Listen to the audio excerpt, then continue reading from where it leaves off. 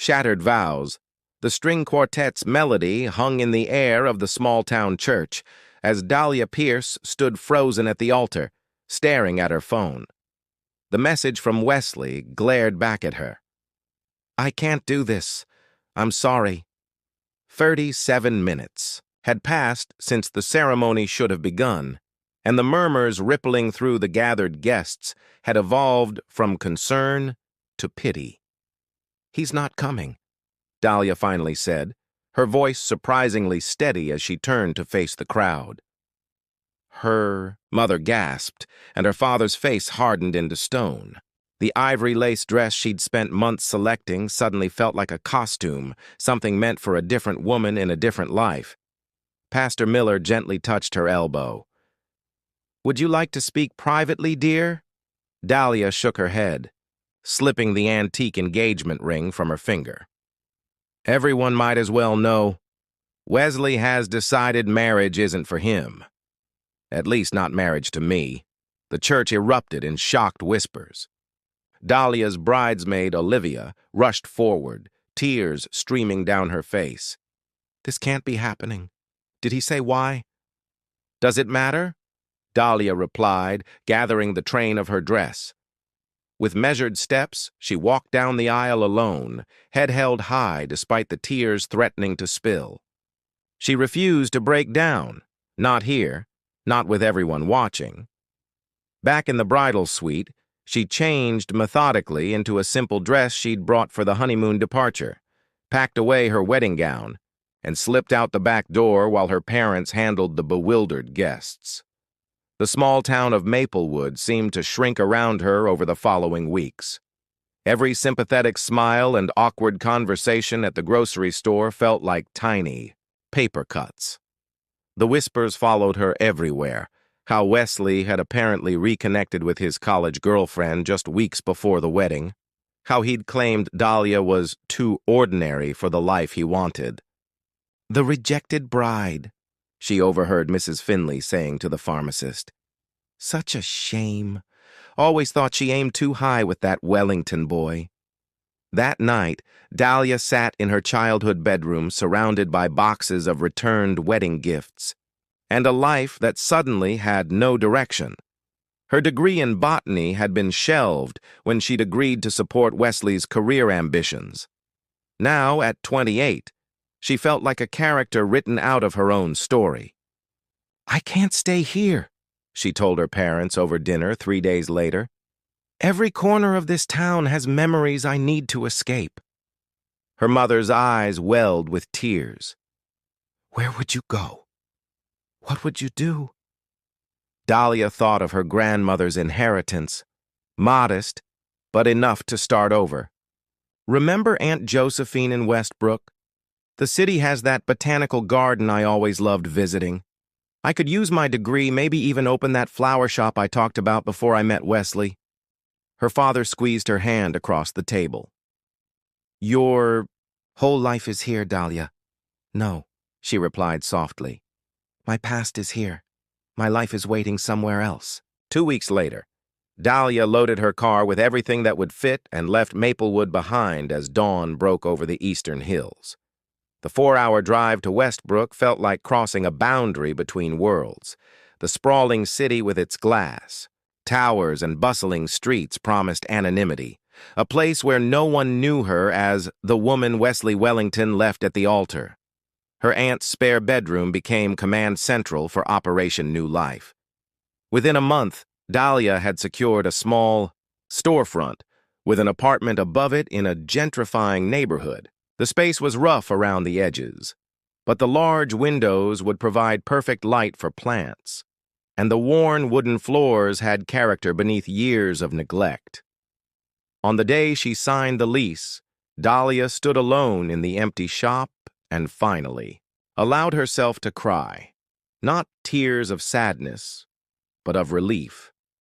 For the first time since the wedding that wasn't, she felt the weight lifting. Here, among the dust and potential, Dahlia Pierce would bloom again on her own terms. Petals and purpose. 6 months transformed both Dahlia and the once empty storefront. Wildflower Botanicals now stood as a jewel among the brick-faced buildings on Linden Street, its windows filled with cascading foliage and vibrant blooms. Inside, copper-potted succulents sat alongside delicate orchids and handcrafted bouquets. The scent of fresh flowers mingled with the earthy aroma of potting soil and the subtle fragrance of the lavender candles Dahlia made during slow afternoons. Westbrook embraced her small business with surprising warmth. Local restaurants ordered weekly arrangements, and the neighborhood's young professionals stopped in for just-because bouquets and hard-to-kill houseplants. Dahlia's botanical knowledge had become her strength rather than the hobby Wesley had dismissed as quaint. "Your shop is becoming my therapy session," admitted Tessa, the overworked attorney from the firm down the street, cradling a new fern. "Something about watching you arrange flowers makes my billable hours seem less soul-crushing." Dahlia smiled, tucking a strand of her copper hair behind her ear. "Plants don't judge or expect anything. They just grow if you give them what they need." "Unlike my boss," Tessa laughed. "Speaking of which, did you get the deposit for the Henderson wedding? That's a huge contract for you." "It came through yesterday," Dahlia nodded, trying not to think about how ironic it felt to be building a business on other people's wedding. Dreams. Their vision is beautiful, wild and unstructured, like flowers found in a meadow. No rigid perfection. After Tessa left, Dahlia closed up for lunch, climbing the narrow staircase to her apartment. The space above the shop had become a sanctuary. Walls painted the soft green of new leaves, mismatched furniture collected from estate sales, and plants everywhere. It wasn't grand, but it was entirely hers. Her phone buzzed with a text from Olivia back in Maplewood. "Wesley and Jessica bought the Henderson house. Engaged. Thought you should hear it from me." Dahlia set the phone down, surprised by her own reaction. The news stung, but distantly, like pressing on a bruise nearly healed. She made herself tea and stood by the window overlooking the street, watching people hurry past in the early autumn sunshine. Somehow, without noticing, she'd built a life where Wesley's choices no longer defined her days. The bell above the shop door chimed at precisely 2:15 p.m., pulling Dahlia from her inventory spreadsheets. She recognized the customer immediately, tall, with shoulders that suggested athletic discipline beneath his charcoal overcoat. This was the third Tuesday he'd appeared, always alone, always precisely at the same time. "Good afternoon," she greeted. "Another arrangement for your office?" The man, somewhere in his late 30s, she guessed, nodded. His eyes were an unusual shade of amber brown, striking against his olive complexion and dark hair threaded with silver at the temples. "Something different today. Perhaps with those blue flowers?" "Delphiniums," Dahlia supplied, already mentally composing the arrangement. "They symbolize openness to new experiences and transcendence." He tilted his head slightly. "You know the language of flowers." "Botanical science first. But yes, I appreciate the historical symbolism," she replied, selecting blooms with practiced hands. "Though I should warn you, the Victorians were notoriously inconsistent with their meanings." A ghost of a smile touched his lips. "What would you give someone starting a difficult venture?" Dahlia considered, fingers hovering over her selection. "Sunflowers for loyalty and dedication, gladiolus for strength of character. Perhaps a sprig of oak leaves for endurance." "Perfect," he nodded. "I'll take that arrangement instead." As she worked, Dahlia felt him watching, not in the uncomfortable way some customers did, but with genuine interest in her craft. "Are you a botanist?" he asked suddenly. "Degree from State University," she replied, binding the stems with twine. "Though this shop uses more of my design background than my knowledge of plant genetics.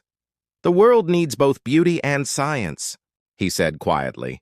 "Too often people choose one over the other." When she handed him the finished arrangement, their fingers brushed momentarily. I never caught your name, Dahlia said. Gabriel, he answered. Gabriel Thornton. The name registered immediately. Gabriel Thornton, the reclusive founder of Thornton Innovations, known for revolutionizing sustainable architecture. His buildings incorporated living walls and natural ventilation systems, bringing nature into urban spaces. His projects commanded respect in the industry, but the man himself rarely appeared in public. Dahlia Pierce, she offered in return. I know, he said, nodding toward her business card on the counter. Your name suits you. Dahlias symbolize dignity and grace despite adversity, if I remember correctly. Before she could recover from her surprise, he paid, leaving a generous tip as always. At the door, he paused. The flowers are for my sister. She's opening a community health clinic next month. Your arrangement will say what I struggled to express. After he left, Dahlia stood motionless behind the counter. For the first time since arriving in Westbrook, she felt truly seen. Not as the rejected bride or the new florist, but as someone whose knowledge and craft carried meaning. She looked around at the shop she'd built from nothing and felt something. Unfamiliar warm her chest, pride, untainted by anyone else's expectations. That evening, as Dahlia prepared arrangements for tomorrow's deliveries, she caught herself humming, a small, unconscious expression of contentment that had been absent for longer than she cared to admit. The rhythm of her new life had found its melody, and for now, that seemed enough. Growing trust as autumn painted Westbrook in amber and crimson, Gabriel Thornton's Tuesday visits became a fixture in Dahlia's week. His punctuality was so reliable she found herself glancing at the clock at 2:10, anticipating the gentle chime of the bell. What began as brief exchanges over flower selections gradually evolved into conversations that stretched longer each time. You've never explained why you chose this neighborhood for your shop, Gabriel remarked one rainy Tuesday, lingering by the workbench where Dahlia was wiring delicate sprigs of baby's breath for a wedding crown. Affordability, initially, she admitted, her fingers working steadily. But I stayed for the community. The bakery owner brings me day-old sourdough every Thursday. The bookshop across the street sends customers when they buy gardening guides. It feels interconnected. Gabriel nodded thoughtfully. My first building design was for a neighborhood like this in Portland. The developers wanted luxury condos. I convinced them to include community gardens on the rooftop instead. They thought I was mad until property values increased 30%. Is that what drives your work? Property values? Dahlia asked, curious about the man behind the reputation. Gabriel's amber eyes met hers with unexpected vulnerability. No. I grew up in concrete suburbs where nothing green survived. My mother kept a single jade plant alive through sheer determination. He touched a potted succulent gently. I design buildings where people don't have to choose between urban life and connection to nature. These moments of revelation became treasured by both. Gabriel spoke of his work with passion, but seldom mentioned his personal life. Dahlia shared stories of exotic plants she'd studied, but steered conversations away from Maplewood and what she'd left behind. One particularly cold Tuesday in November, Gabriel arrived with a thermos. Mulled cider from the orchard outside the city, he explained, placing it on the counter. You mentioned you've never visited. The gesture touched Dahlia deeply. He had been listening, truly listening, to her casual remarks. I close at 6, she found herself saying. If you're not busy, we could share it then. That evening, they sat among the plants after hours, the shop illuminated only by string lights Dahlia had hung for the holiday season.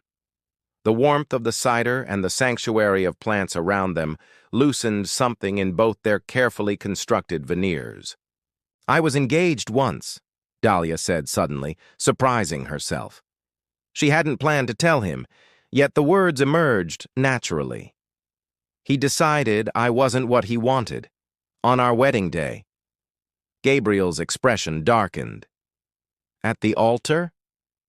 Close enough.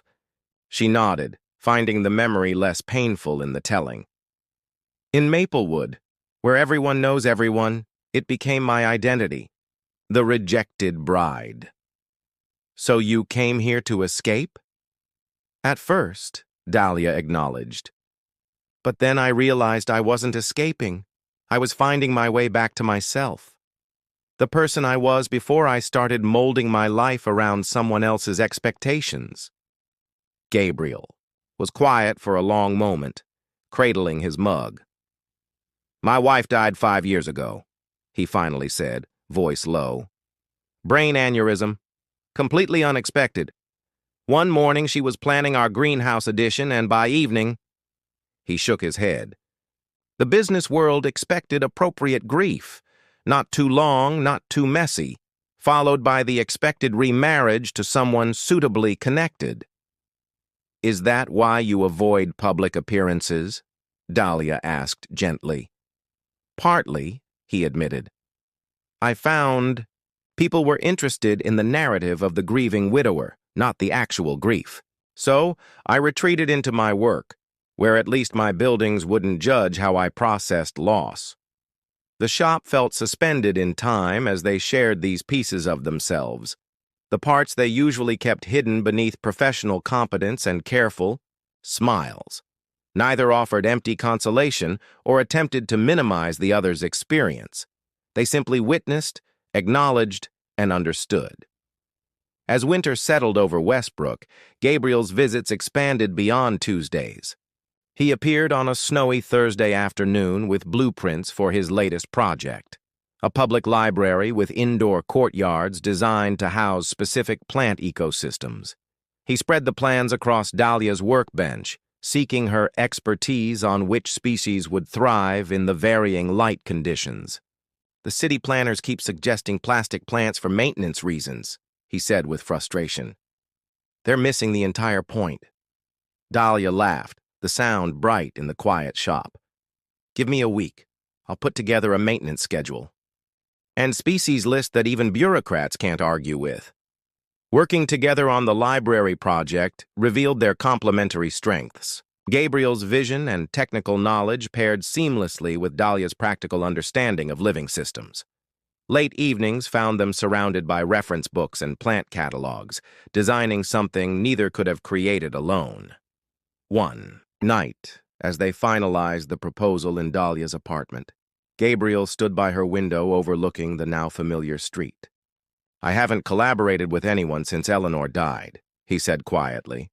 I'd forgotten how it feels to build something with someone who shares the vision but sees what I miss. Dahlia joined him at the window, acutely aware of his presence beside her. I spent years dimming my interests to make room for someone else's ambitions, she confessed. It's strange to be valued for exactly the parts of myself I was taught to minimize. Their hands found each other in the dim light, fingers intertwining without either consciously deciding. The simple touch held more intimacy than either had, experienced in years, not from physical closeness, but from the rare connection of two people who had seen each other's scars and found beauty in the healing. Whatever happens with the library project, Gabriel said, his voice barely above a whisper, this, finding you, has been the unexpected gift of my year. Dahlia squeezed his hand gently, allowing herself to acknowledge the quiet bloom of feeling she'd been nurturing since that first Tuesday. The past no longer loomed so large, and for the first time, she found herself looking forward without fear. Tomorrow would bring new challenges, but tonight, in the gentle understanding between them, she was exactly where she needed to be. Thorne's return February brought a prestigious opportunity to Wildflower Botanicals, an invitation to create installations for the Westbrook Winter Gala, the city's premier charity event. The commission represented both financial security and professional recognition, validating Dahlia's bold decision to start anew. They specifically requested your untamed elegance aesthetic, explained Renata Powell, the event coordinator, during her visit to the shop. The committee was particularly impressed by your work at the Thornton Library presentation. Gabriel had been equally pleased when Dahlia shared the news. "You've built something remarkable here," he'd said, his pride in her accomplishments evident.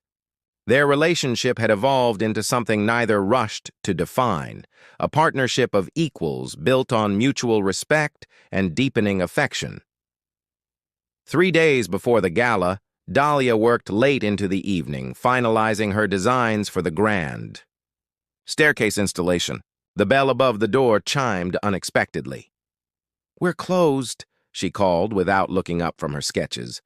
"We open tomorrow at—" "Still talking to plants, I see. Some things never change." The voice froze Dahlia mid-sentence. She knew those. Measured tones, that hint of amusement tinged with condescension. Slowly raising her head, she found herself looking at Wesley Hammond, impeccably dressed in a tailored suit that screamed success. "Wesley," she acknowledged, her voice steadier than she felt. "What brings you to Westbrook?" "Business acquisition," he replied, moving through her shop with the entitled ease of someone accustomed to owning spaces. "Hammond Financial is expanding. We're absorbing a local investment firm." He examined a rare orchid with feigned interest. "Jessica spotted your shop name in the gala program, thought I'd see if the rumors were true." "What rumors?" Dahlia asked, suddenly protective of the life she'd built. Wesley's smile didn't reach his eyes. "That you've reinvented yourself. Quite the cottage industry you have here." The diminutive assessment stung exactly as intended. "Charming, really. Wildflower. Botanicals grossed 6 figures in its first year," Dahlia countered, surprising herself with the direct response. "Hardly a cottage industry." Wesley's eyebrows raised slightly. Well, perhaps there was more ambition beneath that small town. Demeanor than I recognized." He stepped closer. "That was always the issue, wasn't it? You never showed this backbone when we were together." Before Dahlia could respond, the door opened again. Gabriel stood in the threshold, tall and imposing in his winter coat, eyes quickly assessing the situation. "Sorry I'm late," he said, moving directly to Dahlia's side. Traffic was abysmal. He turned to Wesley with polite inquiry. "Are you looking for arrangement for the event?" "An old friend," Wesley replied, extending his hand. "Wesley Hammond." Recognition flickered across Gabriel's face. "Gabriel Thornton." Wesley's practiced composure faltered. "Thornton Innovations? The sustainable architecture firm?" "The same," Gabriel confirmed. His hand found the small of Dahlia's back, a gesture of support rather than possession. "Dahlia's expertise has been instrumental in our latest municipal project." Wesley's gaze darted between them, recalculating. "I didn't realize you two were acquainted." "Gabriel is designing the new botanical research wing at the university," Dahlia explained, drawing strength from the truth of their professional collaboration. "We're partners on several projects." The word partners hung in the air, its multiple meanings unspecified. Wesley's smile tightened. "Jessica and I are staying at the Westbrook Grand. We should have dinner before we leave, catch up properly. For old time's sake." "Thank you, but I'm fully committed until after the gala." Dahlia declined smoothly. "The installation schedule is quite demanding." After Wesley departed with promises to see them at the event, Dahlia released a breath she hadn't realized she was holding. "How did you know to come?" "I didn't," Gabriel admitted. "I was bringing you reference materials for the university proposal. Your expression when I walked in—" He hesitated. "That was him, wasn't it? The man who left you at the altar?" Dahlia nodded, emotions tumbling through her, anger, vindication, and an unexpected sense of clarity. "For a year I imagined what I would say if I ever saw him again. All those perfect, cutting responses I rehearsed in my head." She laughed softly. "And when the moment came, I realized I simply didn't care enough to deliver them." The night of. The gala transformed the historic Westbrook Hotel into a winter wonderland. Dahlia's installations garnered exactly the reaction she'd hoped for, audible gasps as guests encountered the grand staircase wrapped in an ascending spiral of white. Birch branches, blue delphiniums, and crystalline lights that mimicked frozen water droplets. Each ballroom table featured a unique miniature woodland scene beneath glass cloches, celebrating the beauty of winter's dormancy. Wearing a gown of deep emerald that complemented her copper hair, Dahlia circulated among the city's elite, answering questions about her botanical creations with quiet confidence. Gabriel watched her from across the room, his pride evident. "Quite the ascent from small-town flower arrangements," Wesley's voice interrupted her conversation with the university chancellor. Jessica stood beside him, diamond engagement ring prominently displayed, her beauty as polished and perfect as Dahlia remembered from their wedding day photos. Dahlia was explaining the sustainable sourcing for these remarkable centerpieces, the chancellor said enthusiastically. Her commitment to environmental ethics aligns perfectly with our university's new direction. Wesley's smile tightened. How fortunate.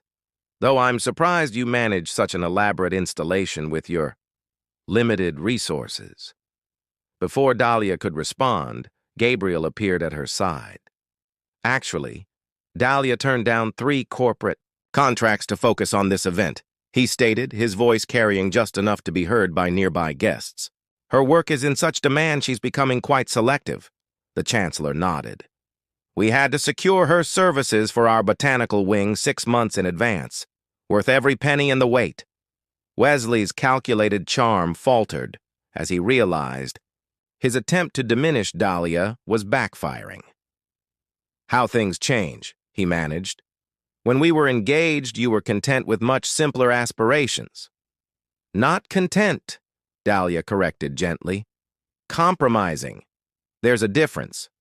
As the evening progressed, Dahlia felt Wesley's eyes following her, watching as business leaders sought her opinion, as Gabriel's hand rested comfortably at her waist, as she navigated the social waters with a grace born of genuine self-assurance, rather than desperate need for approval. Near midnight, she stepped onto the terrace for a moment of quiet. Wesley followed. You've changed, he observed, his tone unreadable. I've become myself, Dahlia replied simply. And Thornton? Is he why? You're suddenly so confident. Dahlia turned to face him fully. Gabriel recognizes what's already there. He doesn't need to create or shape or improve me. She studied the man she once thought was her entire future. That's the difference, Wesley. You wanted someone you could mold. I needed someone who would let me grow. For a moment, Wesley's facade cracked, revealing a flash of genuine regret.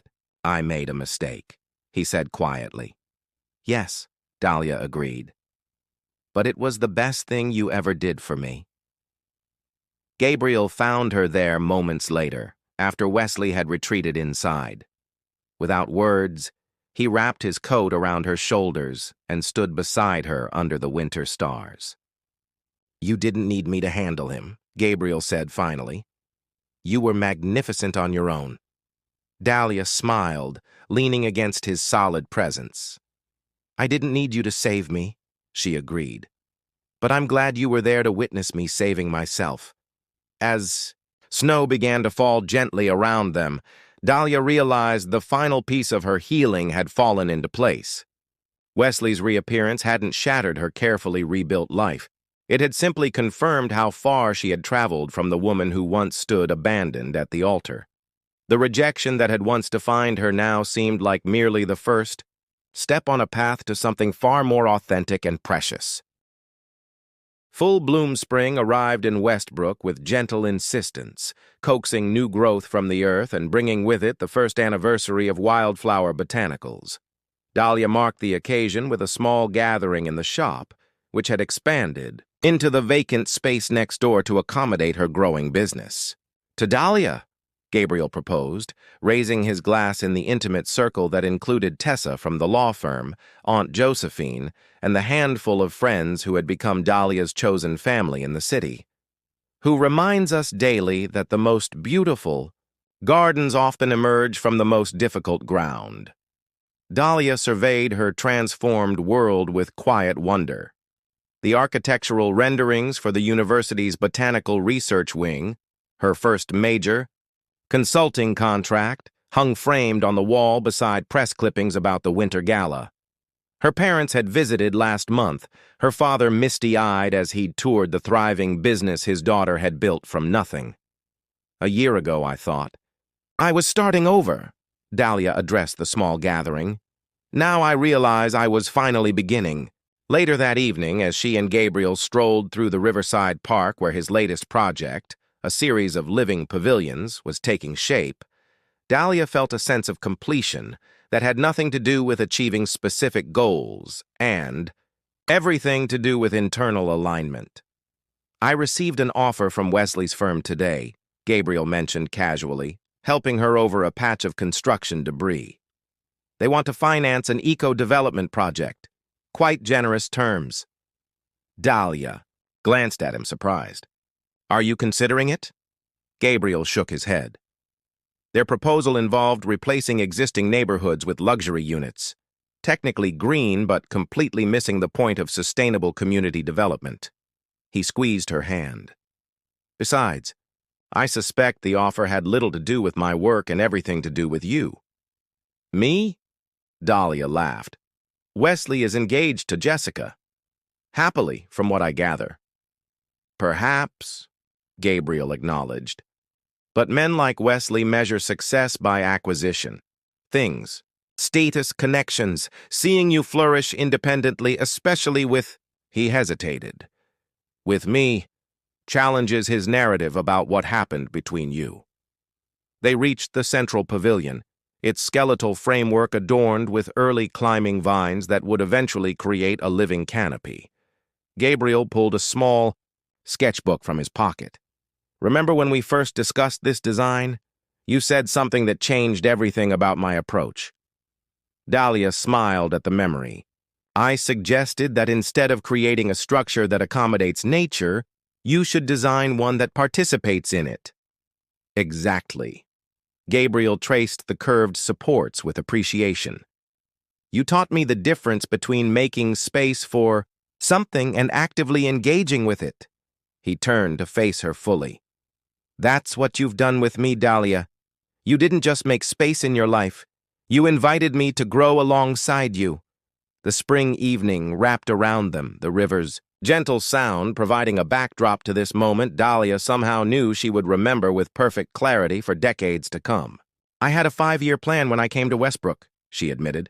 Establish the shop, build a client base, eventually expand into botanical consulting. Nowhere in that plan did I account for you. Gabriel's eyes crinkled.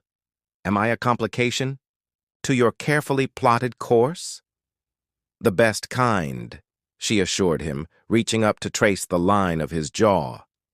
The kind that reminds me plans are just frameworks. Living happens in the unexpected spaces between our intentions. Gabriel captured her hand, pressing a kiss to her palm. I've been thinking about frameworks lately, specifically about home. His expression grew serious. Eleanor and I designed our house together. After she died, it became a beautiful mausoleum, perfect and empty. I've been living in the guest wing of my own home for 5 years. Is that why you never invited me there? Dahlia asked gently. He nodded. At first. Then, as we grew closer, I realized something. I don't want to bring you into a space designed for a different life. You deserve more than to be fitted into existing architecture. From his pocket, Gabriel withdrew a small velvet box. Dahlia's breath caught, not from surprise, but from the profound rightness of the moment. This isn't about replacing what I've lost or what you left behind, Gabriel said, his voice steady despite the emotion evident in his eyes. This is about creating something entirely new. Together. Inside the box nestled a ring unlike any Dahlia could have imagined. A delicate band of twining gold supporting not a traditional diamond, but a perfect terrarium of miniature living moss and tiny white flowers beneath a clear protective dome. It will need care, Gabriel explained. Water twice monthly, indirect light, a tangible reminder that loving someone isn't a static state, but an ongoing practice. Tears welled in Dahlia's eyes as he continued. I've purchased land outside the city. Not for a house, but for us to design our home together, a place that reflects both of us, with space for your botanical work and my designs. A place we create from the ground up. Like a garden, Dahlia whispered. Like a garden, he agreed. Dahlia Pierce, will you build a life with me? Not as a conclusion to either of our stories, but as an ongoing collaboration.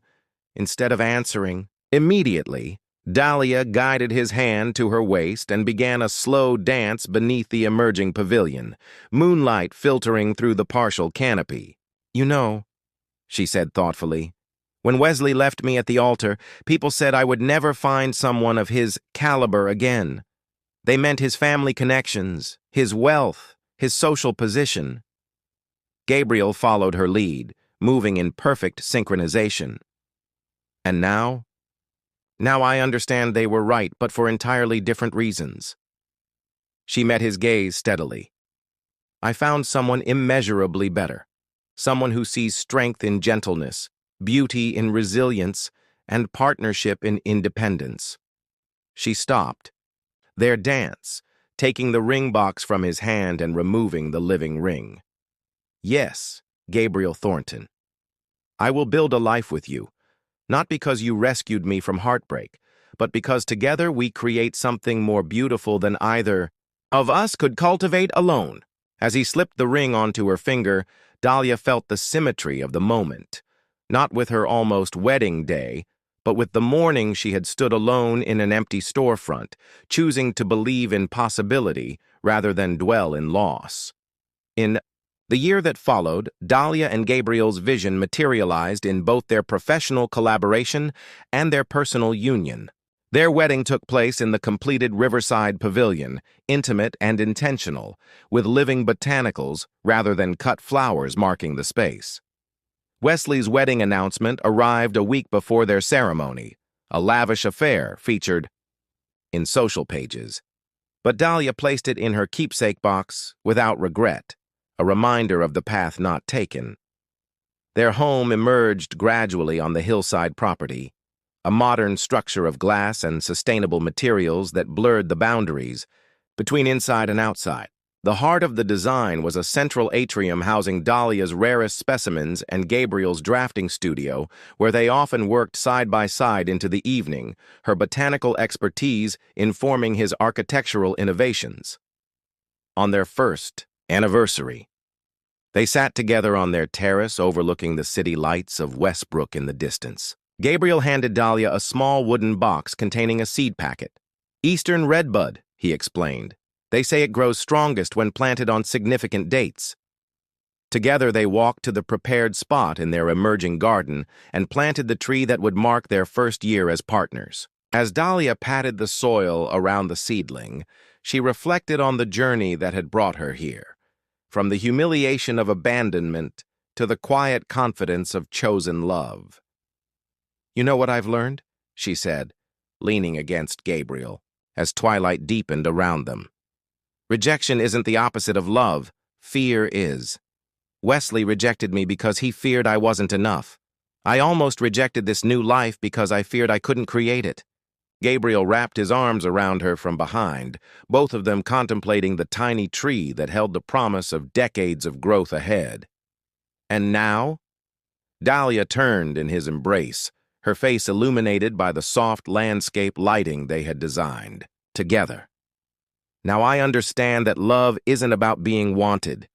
It's about being seen, clearly and completely, and cherished, not despite your roots, but because of them. As stars appeared overhead, Dahlia and Gabriel returned to their home, leaving the newly planted tree to begin its slow, steady journey upward, a living testament to the truth that sometimes life's deepest wounds become the fertile ground from which its greatest joys eventually bloom.